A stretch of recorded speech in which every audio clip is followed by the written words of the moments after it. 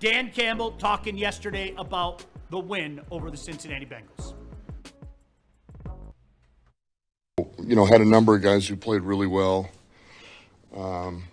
Defensively, 4 of 11 on third down, 85 yards rushing. Only give up 4 explosives. Obviously, the 3 takeaways plus the safety. A sudden change stop after the turnover we had, was big on defense. Offensively, I think what's to note is, man, we were, you take away the 4-minute drive at the end, we were 5 of 5 in the red zone, so we turned those into touchdowns. We didn't settle for field goals, 171 yards of yak, which is huge, man. That was big. That showed up for us. Most of that was Saint and Laporta, but everybody had a hand in it. Gibbs, certainly. Special teams, man, Fox, we put them down to the 3, to the 5, to the 8, to the 7. The 7 turned into the safety. And then, Bates on his kickoffs are so much better. That's helping the coverage units. Those guys, I thought, balled out. Special teams had a big day. So it was all together. That was a team win. Took all 3 phases. Defensively, man, Hutch and Alex had big games. Muhammad, Reeder, T.A., Rock and Branch, we're big on offense. Laporta, Goff. I mean, Goff's playing at a high level, very efficient. We put a lot on his plate, man. Him getting us in the right play. David Montgomery, Sewell, Tesla, St. Brown, J-Mo. J-Mo, he didn't have this high production of the catches, the targets, but man, his blocking was outstanding in run game all day long. He was physical, getting after it. So he found another way to help us produce and help the offense. And then obviously Gibbs, special teams, Craig Reynolds had a big game. Sailors, Nowowski, O'Connor, and then already mentioned Bates. So it was a good day. It was a good win. It's something we talked about all week. We are very, very fortunate that this has become a franchise in the last couple of years. And I went back to December of 23, where you could legitimately look at the Lions over almost a period of 2 years and say they really haven't lost to somebody that they had no business losing to. And Sunday was one of those games, okay? Yeah. Do your job. Now, granted, we're also talking about a franchise that hasn't lost too many games in the last couple of years, okay? But the Green Bay game, you're in Lambeau, all right? That's still a pretty good. I know everybody likes to shit on Green Bay. Green Bay's still a pretty good team. That's a playoff team, okay? I don't think that's one that makes you drop your jaw. Buffalo, same thing, right? You get it. You get it. That's the way that you look at it last year. Tampa, playoff team. Man, if Baker hasn't won you over yet, I don't think you're paying attention. We gave that game to them, by the way.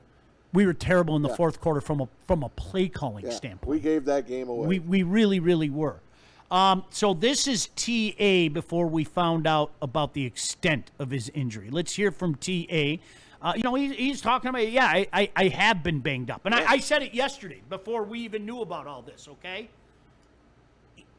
It's happening too much, man. He tried to play through it. Yeah, that's why he was coming out a lot. He's done it like his whole career so far, right? And There's been times. But you know what it is? What's the old adage, okay? Availability. The best ability is availability. Yeah. And this is the, I don't know, Matthew Stafford shit. I wouldn't say China that. doll. It's not that. He's a bad. China doll. It's But not when that you, bad. how many games does he come out? I think the number's been 6. He's come out of already. 6 in 2 years. I mean, that's not a year and a great half. number. Year and a half. Because he played a lot of last season. Year and a half. So at least he's getting on the field. His buddy Rakestraw can't get on the field. Poor kid. Somewhere Marcus Davenport's smiling. Yep. Is he? Sorry. It's all good, man. TA on his injury. Like 75%. Yeah. I mean, my whole thing is just going out there, getting the best treatment I could get during the week, and go out there and let the chips fall where they may. Is there an element of frustration that comes with that? Like, you want to be playing at your best, and right now it's physically impossible too. And you hold yourself to really a high standard, and I don't know if you feel like you're meeting it, but just like in year 2, what's the frustration that you might be kind of fighting through right now to be at your best when you can't be? I would say as of right now, it's more mental than anything. You know, just getting better at even like learning how to play smarter than harder. And then I got a good group of guys, just even being in the film room with guys like DJ, me, and just learning how to play more like a vet. I think he's going to become a cautionary tale. And you know what I mean by that? He's going to show you. Yep. I firmly believe it. I'm not. We talked about Darius Slay, how long it took him to get going. I'm not backing down from that. I think he's going to be a cautionary tale. I think KG, the slander that's bothered you for quite some time now, I think that's slowly going to go away. Let's hope. But the only way to do it, man, you know what? It's Marcus Davenport. You got to stay on the field, and you got to do exactly what he just said. Yeah. Play smarter. Play smarter. Yeah. You know, there are things to pick up. I do not think in any world that this guy is as bad as people are making him out to be. No. And I think the reality of it backs that up. Yeah, I would say so. Rookie season, 16 games, started in 15, and like you said, he's come out. Times. Yeah, but I don't. I think it's 6. Don't quote me on that. I think it's 6. I don't think it's as bad though, because he's mostly been available. And for the job that he was doing, he led the league in man coverage snaps last year as a rookie, and was able to go out there and, like I said, throughout the year, just got better and better and better. So I'm not worried about this kid at all, but he needs the reps. He needs the field time. So for him to be missing, like Dan Campbell said, a long time, we don't know what that necessarily means, but that's not good, man, because he needs as many game reps as he can get at this point. Yep, no doubt about that.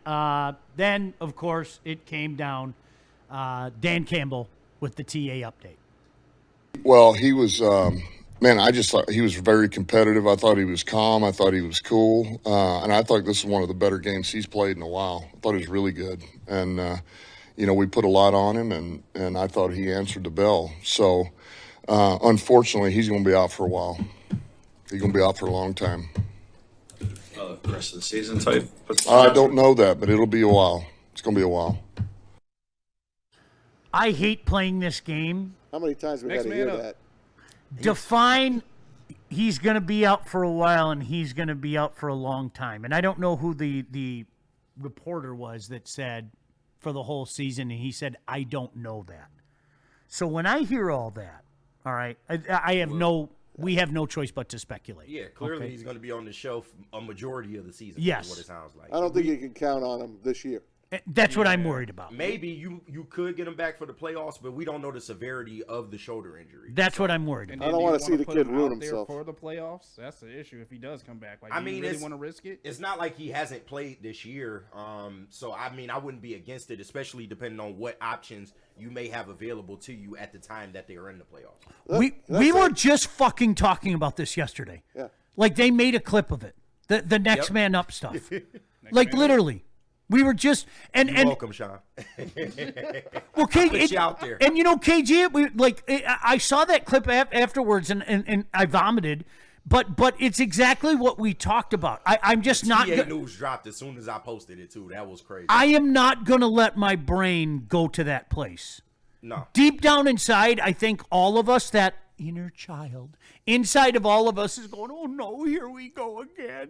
This franchise is cursed. My grandpa was right. My father was right. You know, that mean man on the radio or television was right. Stop it. Yeah, stop it. Stop it. This is a different franchise, man. I'm not going to compare these Lions to the Lions that we grew up with. This is a different franchise, man. It's a different world. Like I said, last year when Davenport went down, we knew immediately he was done for the year. When Derek Barnes went down, we knew he was done for the year. So the fact that he hasn't come out and said that gives me a little bit of encouragement. A lot of these guys you will end up getting back at some point. We just don't know how long you will be without some of these players, but if you can get them back for a late, push later in the season, I'm cool with that as well.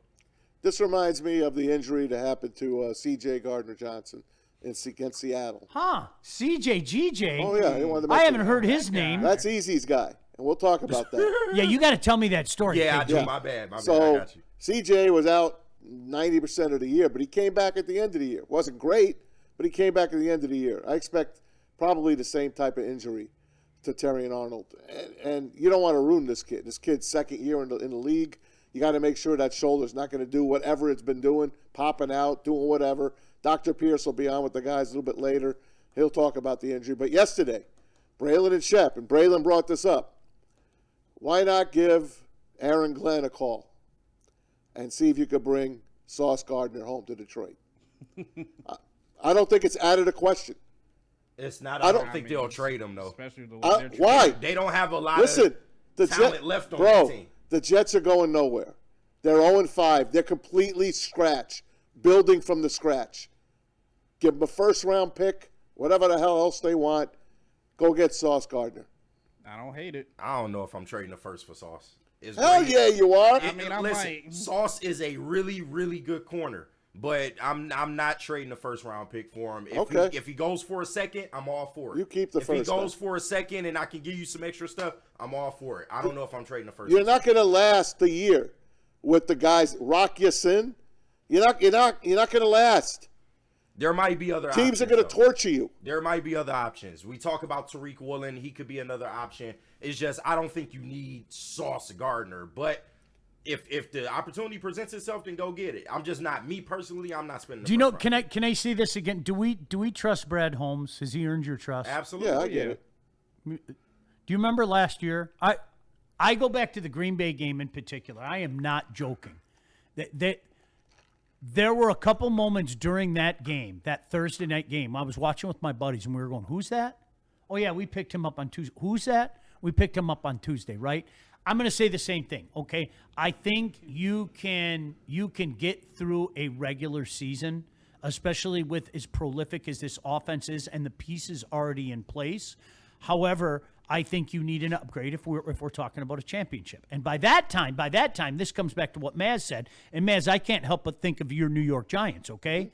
The New York Giants had no pass rush in 2011. No pass rush, right? Because this guy was out, this guy was out, this guy was out, this guy was out. The last couple of weeks, one guy came back. Then another guy came back. Then another guy came back.